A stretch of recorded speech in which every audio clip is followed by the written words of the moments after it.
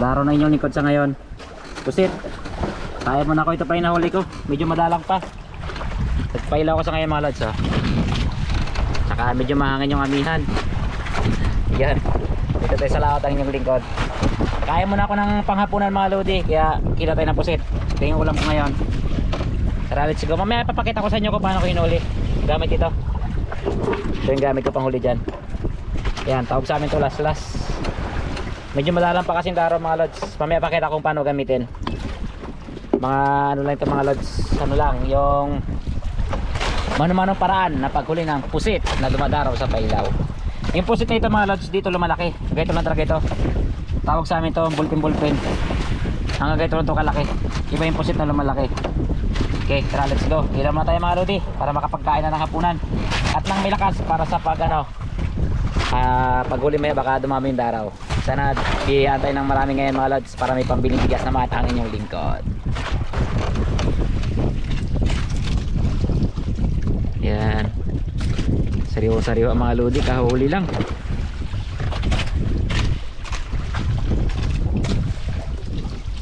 Natanggal ko lang yung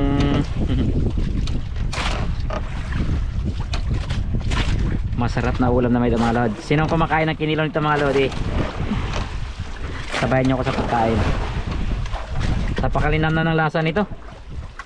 Dabis talaga pag kinilaw. Talagang feel mo yung pagkasariwa. Aroy! Yun. Na ano ko yung ano niya, ata.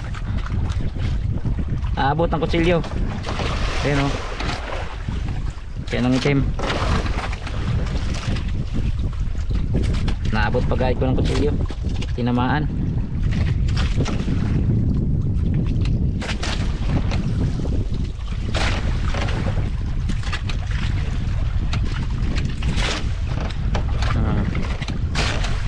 Mapait ito mga lods kapag may ata.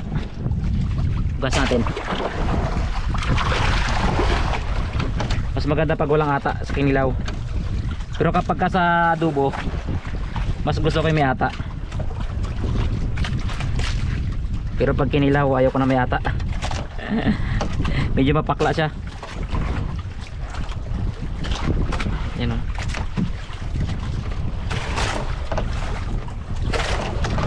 Kaya gumagalaw pa, buhay na buhay. Pasok mo na, may ata. Sana dumami yung daraw mamaya mga lodi na makarami naman.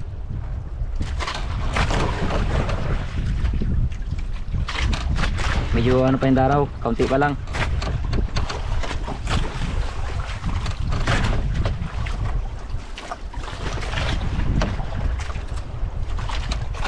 Yan o.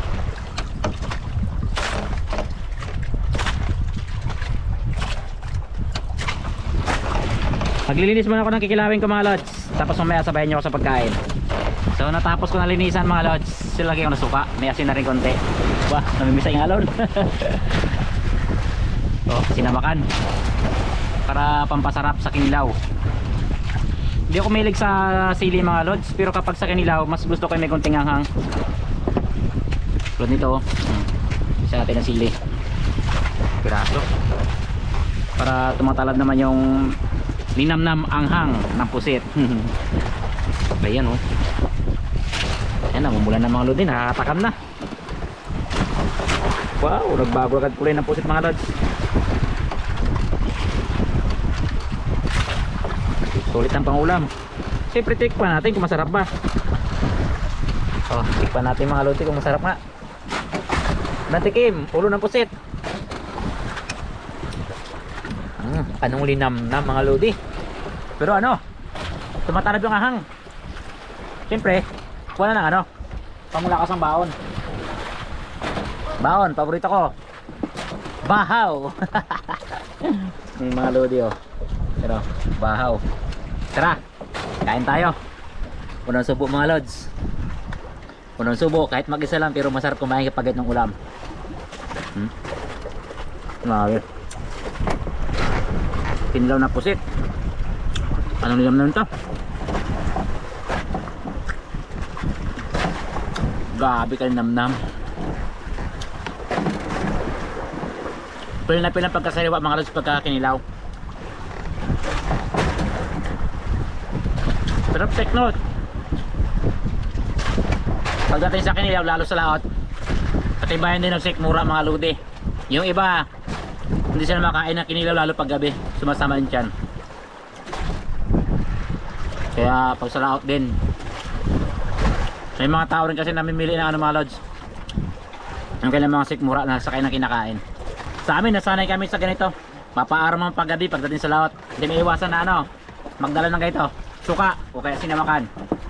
Dahil pinakadabis sa amin sa laot, kinilaw.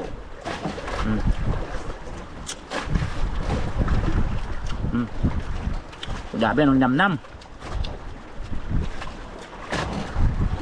Iba tanda sa pagkasaribang pusit. Sarap.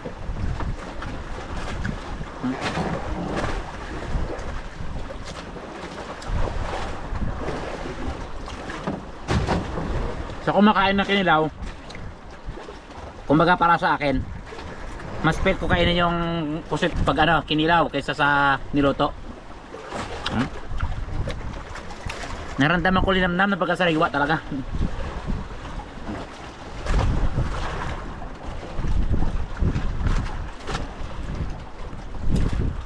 Yung sarap na hindi nakakasawa. Mga lodi oh. Ano lang yan? Suka, sili. Tapos kuting asin, wala nang ibang ano, walang rekado, pero sulit ang lasa. Grabe.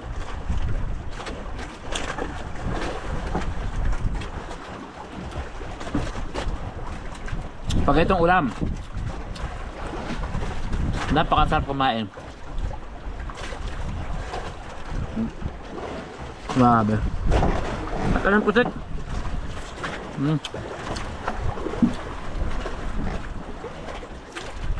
Napakalinamnam talaga masyado mga lods.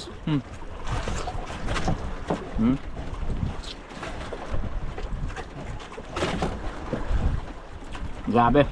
Sarap.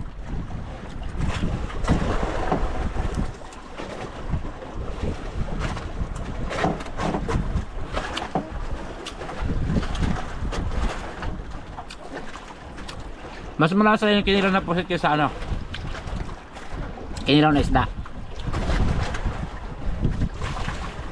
May sili pa oh. May sili pa. Palaman sili. Grabe. Tumatalab yung anghang.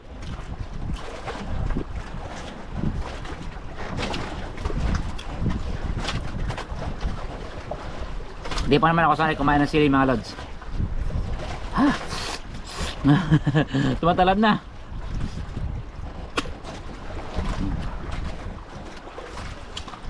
Sulit.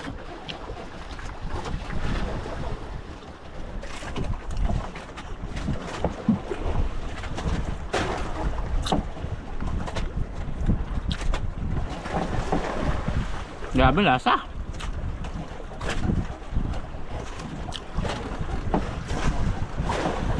Kinilaw na pusit.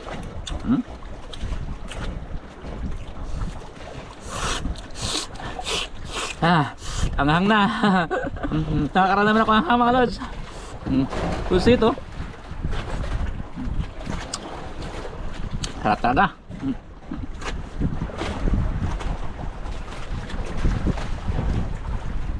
Sana mamaya dumami yung araw.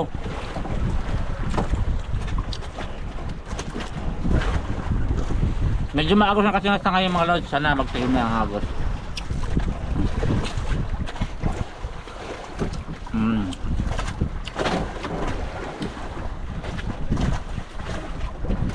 Sarap. Sarap kumain mga lods. Sarap talaga oh.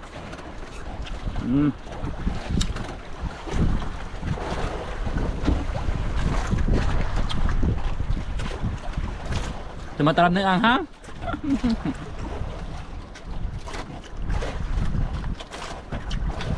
Nakakaranda ng anghang mga lodi.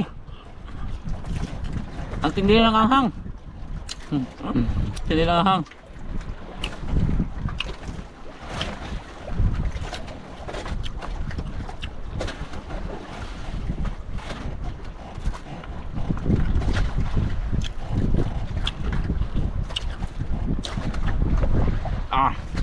Suabe. Sabi ko nilaw na puset. Kinilaw na puset.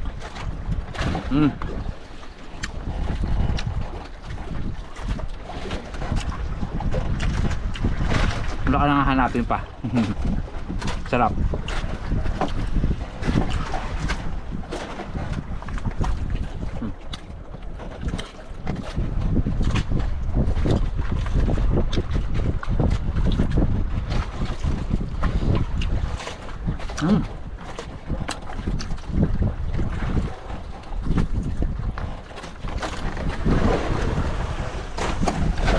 Malapit na maubos. Ulam. Okay. Kaya mo na ka mga lods. Nakaramdaman ako ng anghang. Anghang talaga.